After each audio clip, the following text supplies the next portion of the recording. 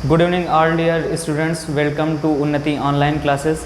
जैसा कि आपको बताया गया था कि हमारी क्लासेस जो है स्टार्ट होने वाली हैं एकेडमी की, तो मैं शेखर सेन आज से आपकी क्लासेस जो है वो कंटिन्यू आपको प्रोवाइड करवाऊँगा। तो आज आपकी पहली क्लास रहेगी जो फिज़िक्स की होगी। तो पहला चैप्टर आपको आज बताया जाएगा। तो आज जो है पहला चैप्टर आपका विद्युत आवेश तथा क्षेत्र यानी इलेक्ट्रिक चार्ज एंड फील्ड्स जो है वो डिफ़ाइन किया जाएगा। ठीक है, तो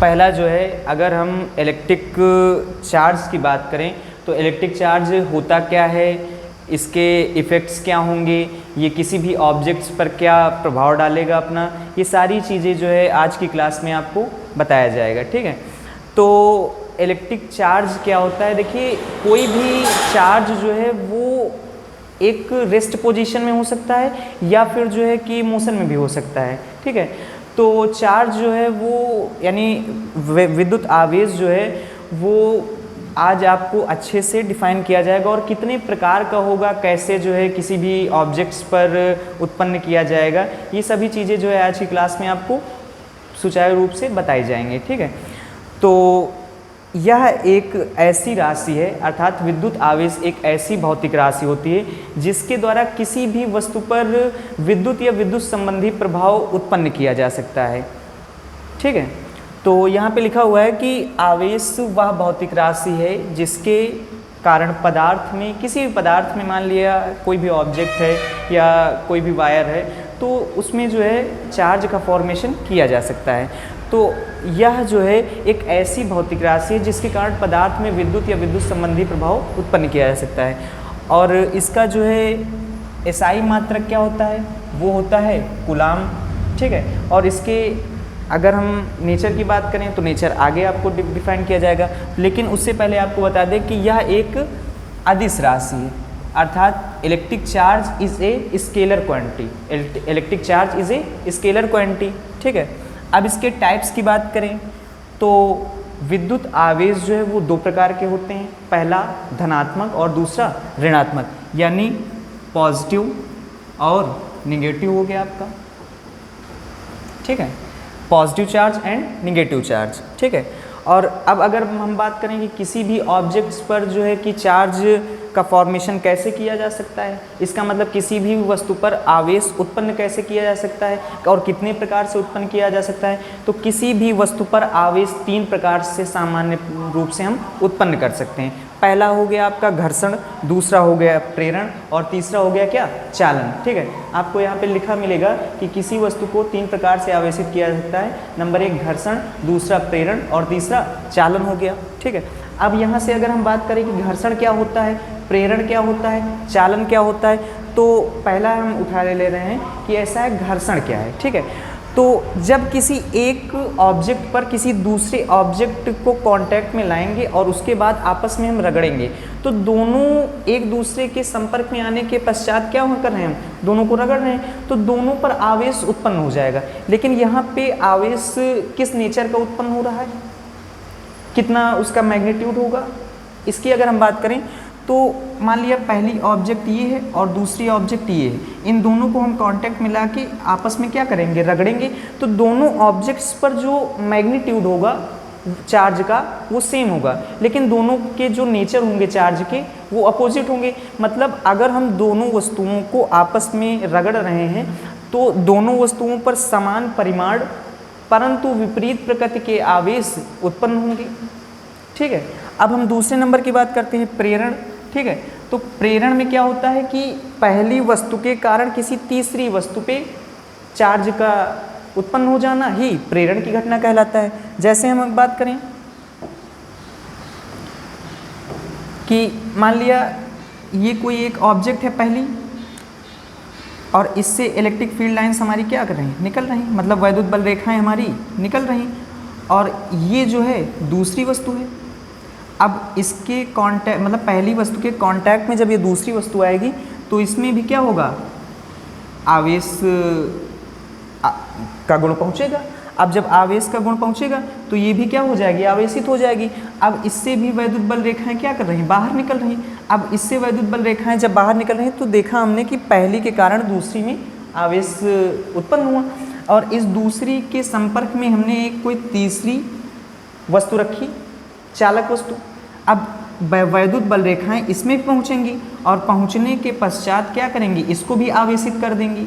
ये भी क्या हो गई, पूरी तरीके से चार्ज हो गई। ठीक है, तो पहली के कारण तीसरी में क्या हुआ, आवेश का फॉर्मेशन हुआ। तो ये घटना आपकी क्या कहलाएगी, प्रेरण की घटना कहलाएगी। ठीक है, अब अगर हम बात करें तीसरी घटना जो कि चालन द्वारा बताया गया है, तो चालन की प्रक्रिया में देखिए होता क्या है। आपने देखा होगा सामान्यतः कि वायर जो होते हैं, इलेक्ट्रिक वायर, उसका फॉर्मेशन कैसे होता है। ठीक है, तो मान लिया ये कोई इलेक्ट्रिक वायर है, इसको अगर हम ध्यान से देखें तो ये छोटे छोटे पार्टिकल से मिलकर बना होगा। अब मान लिया पहले वाले अणु में क्या गया, चार्ज गया। अब पहले वाला चार्ज हो गया पूरी तरीके से, उसके बाद चार्ज तो कंटिन्यूस में जा रहा है, उसके बाद इसने क्या किया, आवेश को दूसरे वाले कण में भेज दिया, दूसरा वाला पूरी तरीके से चार्ज हो गया, फिर इसने तीसरे वाले को भेज दिया, तीसरा वाला क्या हो गया, पूरी तरह का चार्ज हो गया, फिर तीसरे वाले से चौथे में चला गया। धीरे धीरे ये घटना हमारी जो है लास्ट वाले जो है वो पार्टिकल के पास पहुंच जाएगी। तो पहली में हुआ, फिर दूसरी में, फिर तीसरी में, धीरे धीरे करते हुए लास्ट में पहुंच गया। तो इसका मतलब आवेश अब यहाँ पर उपस्थित। तो ये घटना आपकी क्या कहलाएगी, चालन की घटना कहलाएगी। क्लियर हुई बात। तो आवेश क्या है, कितने प्रकार का होता है, कैसे उत्पन्न किया जा सकता है, उत्पन्न करने में क्या क्या घटनाएं होती हैं, ये सभी आपको चीज़ें बता दी गई हैं। उसके बाद आगे हम बात करें कि आगे अगर हम देखें तो पहले सबसे पहले बताया गया कि आवेश, तो इलेक्ट्रिक चार्ज, इसका इंडिकेशन वर्ड क्या होता है, क्यों होता है, इसका इंडिकेशन वर्ड स्मॉल क्यों। ये कैसी राशि है,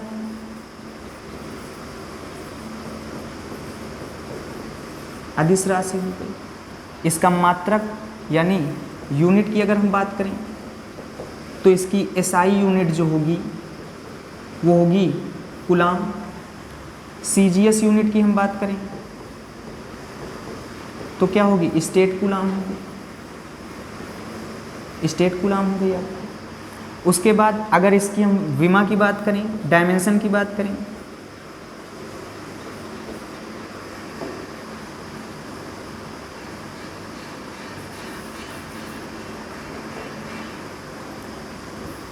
इसकी विमा की हम बात करें तो इसकी विमा क्या होगी, 80 हो जाएगी। ये बात क्लियर है। उसके बाद इसके टाइप्स की अगर हम बात करें,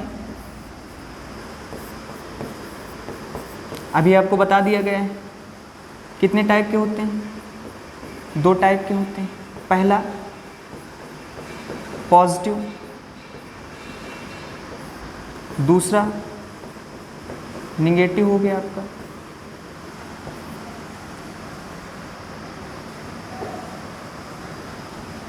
जैसे हमने आपको बताया कि घर्षण में 2 बॉडी के कांटेक्ट से पहली में और दूसरी में आवेश की उत्पत्ति होगी, परंतु पहली में धनात्मक आवेश होगा या ऋणात्मक आवेश होगा, ये डिपेंड करता है इस सारणी पे। ये डिपेंड करता है इस सारणी पे जो कि 15 वर्ड आपको लिखवाए गए हैं, और इन 15 वर्ड पे ही डिपेंड होता है कि ऐसा है किस बॉडी को हम एक दूसरे के कांटेक्ट में ला रहे हैं। ठीक है, तो इस सारणी में जो भी आपका ऑब्जेक्ट पहले पे होगा या दूसरे पे होगा, मतलब जो भी सारणी में ऊपर तत्व प्रेजेंट है उस पर धनात्मक, और जो भी नीचे सारणी में प्रेजेंट है उस पर ऋणात्मक आवेश उत्पन्न होगा। जैसे हमने कहा कि कागज और रेशम को आपस में हम रगड़ते हैं, कागज और रेशम को हमने आपस में क्या किया, घर्षण के द्वारा घर्षण की घटना करवाई दोनों को आपस में रगड़ा, तो दोनों में किस पर जो है धनात्मक आवेश और किस पर ऋणात्मक आवेश उत्पन्न होगा। ठीक है, तो कागज को अगर हम देखें तो देखिए हम 6 नंबर पे हैं और रेशम 7 नंबर पे है, और हमने अभी आपको बताया कि ऐसा है ऊपर वाले में धनात्मक और नीचे वाले में ऋणात्मक आवेश उत्पन्न होगा। इसका मतलब 6 वाले पे पॉजिटिव चार्ज होगा, 6 वाले पे पॉजिटिव चार्ज होगा और 7 वाले पे निगेटिव चार्ज होगा। तो कागज और रेशम को यदि हम घर्षण की क्रिया द्वारा आपस में रगड़ते हैं एक दूसरे में, तो कागज में धनात्मक आवेश और रेशम पर क्या होगा भैया, ऋणात्मक आवेश उत्पन्न होगा। ठीक है, इसी प्रकार जैसे हमने कहा कि आपके मानव शरीर और लकड़ी को आपस में हम घर्षण की क्रिया करवाएं, फ्रिक्शन की क्रिया करवाएं, फ्रिक्शन की घटना दोनों में हो, तो मानव शरीर को देखें तो 8 नंबर पे है और लकड़ी को देखें तो 9 नंबर पे। इसका मतलब मानव शरीर पे क्या होगा, पॉजिटिव चार्ज, और लकड़ी पे निगेटिव चार्ज होगा। ठीक है, इसी प्रकार हम आगे अगर देखें तो उसके बाद आ गया वस्तुओं को आवेशित होने का इलेक्ट्रॉनिक सिद्धांत। मतलब जैसे हम किसी भी वायर की या किसी भी बड़ी वस्तु को देखें तो वो बहुत ज़्यादा क्या होती है, छोटे छोटे पार्टिकल से मिलकर बनी होती। उन छोटे छोटे पार्टिकलों को गिनना संभव ना हो तो फिर हम कैसे पता लगाएंगे कि ऐसा है, इस पर कितना आवेश है, या फिर गिनना संभव भी हो तो कैसे पता लगाएंगे कि कितना आवेश है। तो इसके लिए हमारा जो है वो एक नियम, एक सिद्धांत लागू होता है जो है वस्तुओं को आवेशित होने का इलेक्ट्रॉनिक सिद्धांत। यदि किसी भी इलेक्ट्रॉनों मतलब किसी भी वस्तु पर n इलेक्ट्रॉनों की कमी या अधिकता हो तो उस पर जो आवेश होगा वो टोटल चार्ज कितना होगा, इसको आवेश का क्वांटीकरण भी कहते हैं, इसको आवेश का क्वांटीकरण भी कहते हैं, जो कि आपको बताया गया है Q बराबर NE। मतलब किसी भी वस्तु में अगर n इलेक्ट्रॉनों की कमी या अधिकता हो रही है तो उस पर जो आवेश होगा वो कितना होगा, तो वो Q बराबर NE, ये जो फार्मूला आपको बताया गया है इससे हम फाइंड आउट कर सकते हैं। यहाँ पे आपका Q क्या है, ये जो है वो चार्ज हो जाएगा, और उसके बाद जो n नंबर ऑफ इलेक्ट्रॉन हो जाएंगे, और E जो है वैल्यू ऑफ इलेक्ट्रॉन, जिसका मान जो है 1.6 × 10 की घात -19 कूलाम होता है, 1.6 × 10 की पावर -19 कूलाम। ठीक है, उसके बाद अगर हम थोड़ा सा यहाँ से देखें तो इस फॉर्मूले को हम बोल सकते हैं आवेश का क्वांटीकरण, आवेश का क्वांटीकरण। कि अगर आपसे एग्ज़ाम में, आपके 12th एग्ज़ाम में पूछ लिया जाए कि आवेश के क्वांटीकरण का सूत्र लिखिए, 1 नंबर में पूछा जाएगा, बिल्कुल 1 लाइनर क्वेश्चन, तो आप यही वाला फॉर्मूला लिख देंगे। उसके बाद यहाँ से बता देंगे कि यहाँ पे n क्या है, E क्या है और Q क्या है। ये तो आपको अभी आपकी क्लास में डिफाइन किया गया है। ठीक है, उसके बाद अगर हम ध्यान से यहाँ पर देखें तो ये फॉर्मूला जो है वो आपके न्यूमेरिकल में भी यूज होगा। ठीक है, जैसे हमने कहा कि किसी वस्तु में 70 इलेक्ट्रॉनों की कमी हो रही है तो उसका आवेश कितना होगा। ठीक है, तो n बराबर हम क्या रखेंगे, 70 रखेंगे। आपसे 10 की पावर में पूछा जा सकता है न्यूमेरिकल, डायरेक्ट जो है कि आप यही फार्मूला रख के आराम से सॉल्व कर लेना। अभी प्रैक्टिस की क्लास जब आपकी स्टार्ट होगी तो उसमें करवाया जाएगा। उसके बाद अगर हम आगे देखें तो मोस्ट इम्पॉर्टेंट है, स्टार लगा लीजिए इसमें, कूलाम का नियम। आपकी 12th क्लास की फिजिक्स में फर्स्ट बुक आपकी स्टार्ट हो गई आज से, तो आपके फिजिक्स में ये जो कूलाम महोदय ने अपना रूल दिया था ये मोस्ट इम्पॉर्टेंट है, ये मोस्ट इम्पॉर्टेंट है। आप जो है इसको तो तैयार ही कर लेना। तो अगर हम देखें यहाँ से कि कूलाम ने अपने नियम में क्या कहा था, तो सबसे पहले इन्होंने कहा कि ऐसा है यदि कोई भी दो बिंदु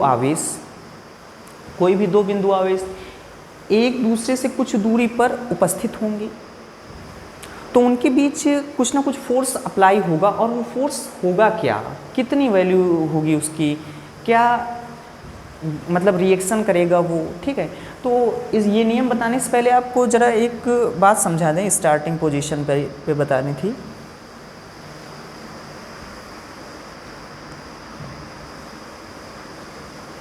कि जब हम आपको चार्ज बता रहे थे तो यहाँ से ये पॉजिटिव और नेगेटिव दो चार्ज आपको बताए गए थे। तो यहाँ से अगर कोई भी दो पॉजिटिव चार्ज आपस में कांटेक्ट कर रहे हैं, यानी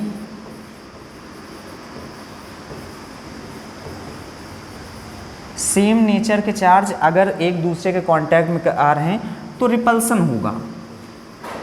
सेम नेचर के कोई भी दो चार्ज आपस में कांटेक्ट में आ रहे हैं तो क्या होगा, प्रतिकर्षण होगा। यानी अगर जो है समान प्रकृति के दो आवेश एक दूसरे के संपर्क में आ रहे हैं तो वहाँ पे क्या होगा, प्रतिकर्षण होगा।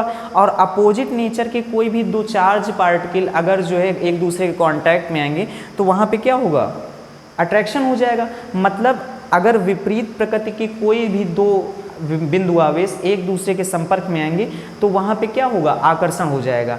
तो आकर्षण और प्रतिकर्षण की घटना हो जाएगी। तो यहाँ पे अपोजिट नेचर में क्या होगा, अट्रैक्शन हो जाएगा। ये बात आप नोट कर लीजिए, ठीक है। उसके बाद हम चल रहे थे कूलाम के नियम में।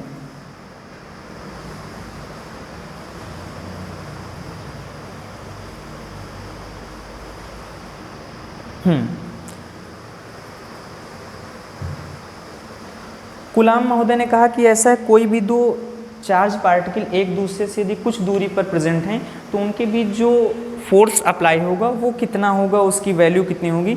तो उन्होंने कहा कि यदि कोई भी दो बिंदु आवेश एक दूसरे से स्मॉल r दूरी पर प्रेजेंट हैं, इसका मतलब अगर हम देखें तो उन्होंने कहा कि कोई ये Q1 चार्ज है और इससे स्मॉल r दूरी पर, इससे स्मॉल r दूरी पर कोई दूसरा चार्ज पार्टिकल होगा जिसकी वैल्यू कितनी होगी, Q2 होगी, ठीक है। तो इनके बीच जो हमारा फोर्स लगेगा वो कितना होगा। तो उन्होंने कहा कि कोई भी दो बिंदु आवेश एक दूसरे से स्मॉल r दूरी पर उपस्थित हैं तो उनके बीच लगने वाला आकर्षण या प्रतिकर्षण बल दोनों आवेशों के गुणनफल के अनुक्रमानुपाती और उनके बीच की दूरी के वर्ग के व्युत्क्रमानुपाती होती है। इसका मतलब कि ये Q1 और Q2 के हमें नेचर नहीं पता कि पॉजिटिव चार्ज हैं या फिर निगेटिव चार्ज हैं। तो इसीलिए कहा गया कि जब इन दोनों पर जो आकर्षण या प्रतिकर्षण कि मतलब आकर्षण बल भी लग सकता है और प्रतिकर्षण बल भी लग सकता है, वो डिपेंड करेगा चार्ज के नेचर पे। तो पहला पॉइंट उनका था कि जो इनका फोर्स होगा इलेक्ट्रिक फोर्स वो डायरेक्टली प्रोपोर्शनल Q1 Q2 होगा। इसको इक्वेशन फर्स्ट मान लिया, इक्वेशन फर्स्ट मान लिया। उसके बाद अगर देखें तो दूसरा इक्वेशन इनका था कि इलेक्ट्रिक फोर्स जो है वो इन्वर्सली प्रोपोर्शनल r²।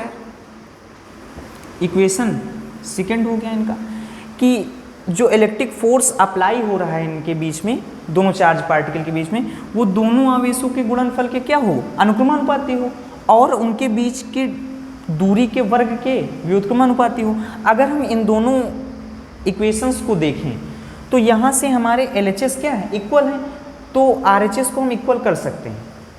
लेकिन यहाँ पे दोनों इक्वेशन को क्या किया जाएगा, टैली किया जाएगा। तो जब दोनों इक्वेशन को टैली करेंगे तो हमारा हो जाएगा from equation first and second, समीकरण 1 और 2 से, तो हमारा हो जाएगा Fe प्रोपोर्शनल Q1 Q2 अपान r²। ये हुआ जाके हमारा, ये हमारा कूलाम का नियम था। लेकिन प्रोपोर्शनल का साइन हटाएंगे तो एक कांस्टेंट आ जाएगा, तो हमने लिखा Fe बराबर K इंटू Q1 Q2 अपान r²। ठीक, अब इस K की अगर हम बात करें तो K को कहा जाता है, इस K को अगर हम बात करें तो ये कांस्टेंट है जो कि प्रोपोर्शनल का साइन हटने के बाद क्या आया था। इस K को अगर हम कहें तो ये निर्वात की वैद्युतशीलता होता है, क्या होता है, निर्वात की वैद्युतशीलता होता है। तो और इसका जो आंकिक मान होता है वो होता है 9 × 10⁻9, और अगर कांस्टेंट में वैल्यू देखें तो होता है 1/4πε0। ठीक है, उसके बाद हम जब 1/4πε0 या फिर 9 × 10⁻9 के पदों में हम इस कूलाम के नियम द्वारा लगने वाले बल को लिखेंगे तो हमारा हो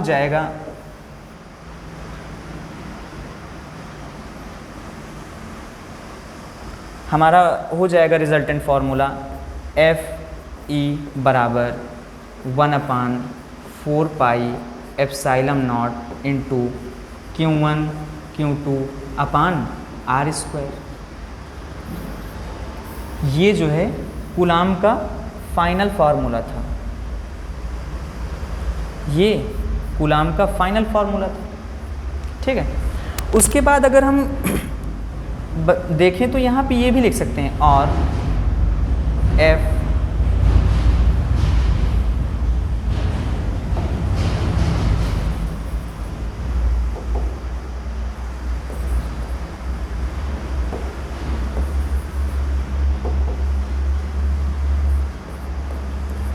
Fe बराबर 9 गुणे 10 की घात 9 इंटू Q1 Q2 अपान R स्क्वायर, ठीक है। तो ये हमारा कूलाम का नियम हो गया। उसके बाद अगर हमें इसमें देखें तो ये 1/4 pi epsilon not, 1/4 pi epsilon not में एप्सिलॉन नॉट भी है जो कि एक कांस्टेंट है, और इसकी वैल्यू आगे बताई जाएगी, ठीक है। तो यहाँ से हम आगे अगर बढ़ें तो आगे जो ये आपका के का मान है जो कि कूलाम महोदय के नियम में आया है, ये F बराबर 1/4 पाई एप्सिलॉन नॉट के इंटू Q1 Q2 अपान R स्क्वायर। ये फॉर्मूला जो था, इस के को क्या कहेंगे, या फिर इसके पहले जो था के उसको क्या कहेंगे, तो हमने बताया था कि ये माध्यम का परावैद्युतांक या निर्वात की वैद्युतशीलता, कुछ भी कह सकते हैं, दोनों सेम ही है, ठीक है। और इसका मान जो है वो मीडियम के साथ में क्या होता है, चेंज हो जाएगा। अब जैसे हवा हो गई या निर्वात हो गया तो वहाँ पे के की जो वैल्यू है वो 1 होती है, हवा या निर्वात के लिए के का मान 1 होगा। उसके बाद धातुओं के लिए के का मान कितना होगा, धातुओं के लिए के का मान अनंत होता है, धातुओं के लिए इस के का मान अनंत होगा। और अन्य परावैद्युत माध्यम जो होंगे उसके लिए जो है के का मान 1 से अधिक होगा, ठीक है। तो ये तीनों पॉइंट जो हैं ये भी मोस्ट इम्पॉर्टेंट हैं, इसीलिए हमने इनको नोट पॉइंट करवा दिया है। और आप लोगों को हमारे टेलीग्राम चैनल पर ये सारी PDF मिल जाएंगी, तो आपको पढ़ने के लिए क्या हो जाएगा, इजी हो जाएगा। तो बाद में रिवीजन के लिए भी काम आएगा कि इस के का मान जो है वो माध्यम के साथ में बदलता है। अगर हम बात करें यहाँ से कि 1/4 पाई एप्सिलॉन नॉट में, अभी हमने आपको बताया था कि एप्सिलॉन नॉट भी क्या है, वो भी एक कांस्टेंट है, और इसका मान क्या होता है, तो ध्यान से अगर हम देखें तो एप्सिलॉन नॉट बराबर 8.85 गुणे 10 की घात -12 कूलाम स्क्वायर बटे न्यूटन इंटू मीटर स्क्वायर, ये होता है। उसके बाद अगर हम यूनिट्स की बात करें कि आपकी 1/4 पाई एप्सिलॉन नॉट की यूनिट क्या निकलेगी, ठीक है। तो अगर हम यहाँ से देखें तो बल का मात्रक क्या हो जाएगा, न्यूटन हो जाएगा, इधर क्या हो जाएगा, आवेश का कूलाम हो जाएगा, और दूसरा आवेश है ही तो है उसका भी कूलाम हो जाएगा। नीचे दूरी है तो दूरी का क्या होता है, SI पद्धति में मात्रक मीटर स्क्वायर होता है, हो जाएगा यहाँ से, क्योंकि दूरी का वर्ग लिया गया है। तो यहाँ से अगर हम देखें ध्यान से तो हमारा हो जाएगा भाई, बल का हमारा हो गया न्यूटन बराबर 1/4 पाई एप्सिलॉन नॉट के इंटू कूलाम स्क्वायर बटे मीटर स्क्वायर, ठीक। यूनिट्स में देखें तो इस वाले को हमें निकालना है इसका कि 1/4 पाई एप्सिलॉन नॉट के का मान, ठीक है। तो यहाँ से हम लिखेंगे इसको 1/4 पाई एप्सिलॉन नॉट के बराबर न्यूटन, उसके बाद मीटर स्क्वायर को अगर हम देखें तो वो डिवाइड में, दूसरे साइड जाएगा तो क्या हो जाएगा, मल्टीप्लाई में हो जाएगा। तो यहाँ से मीटर स्क्वायर, फिर उसके बाद हमने अपान लगा दिया, कूलाम स्क्वायर मल्टीप्लाई में था, दूसरे साइड जाएगा तो क्या हो जाएगा, डिवाइड में हो जाएगा, तो नीचे हो गया। तो इसका मतलब 1/4 पाई एप्सिलॉन नॉट के की जो यूनिट है वो क्या निकल के आई, न्यूटन मीटर स्क्वायर बटे कूलाम स्क्वायर। और यहीं से अगर हम एप्सिलॉन नॉट की यूनिट देखेंगे तो ये उल्टा हो जाएगा, जैसे यहाँ पे लिखा गया है कूलाम स्क्वायर बटे न्यूटन मीटर स्क्वायर। तो आप लोगों को टेंशन लेने की कोई भी आवश्यकता नहीं, केवल आप अच्छे से पढ़िए, और ये PDF आपको हमारे टेलीग्राम चैनल पर मिल जाएगी, ठीक है। तो आराम से अच्छे से पढ़िए, उसके बाद जो है जो भी प्रॉब्लम्स हों वो आप कमेंट कर सकते हैं, आपको सोल्यूशन मिल जाएगा। और हमारी डाउट क्लासें भी स्टार्ट होंगी तो उसमें भी आप क्वेश्चंस पूछ सकते हैं, ठीक है। उसके बाद अगर हम आगे बढ़ें तो हमने देखा कि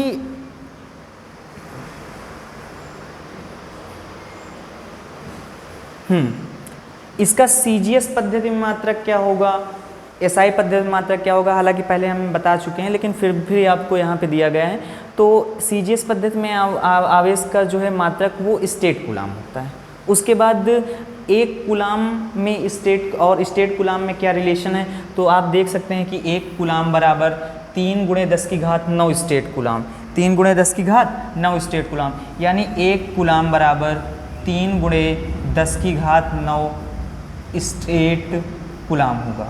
ये पहला पॉइंट इसमें बताया गया है, ठीक है। और उसके बाद एक बात आप ये समझिए कि आवेश का जो विद्युत चुंबकीय मात्रक होता है, मतलब EMU, electromagnetic unit of charge, वो कितना होता है, तो देखिए लिखा हुआ है 1 EMU बराबर 3 × 10⁻10 ESU, ठीक है। मतलब 1 EMU बराबर 3 × 10⁻10 ESU, ठीक है। और ये 3 × 10⁻10 ESU जो है वो 10 कूलाम के बराबर होता है। वो कितना होता है, तो भैया वो 10 कूलाम के बराबर होता है। इतनी बात समझ में आई, ठीक है।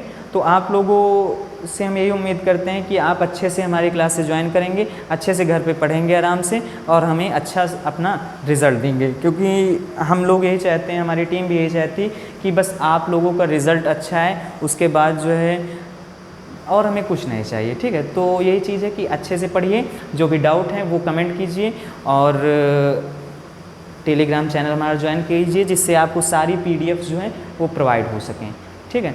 और ठीक है, फिर मिलते हैं कल की इस क्लास में, नेक्स्ट क्लास में, ठीक है। तो थैंक यू वेरी मच।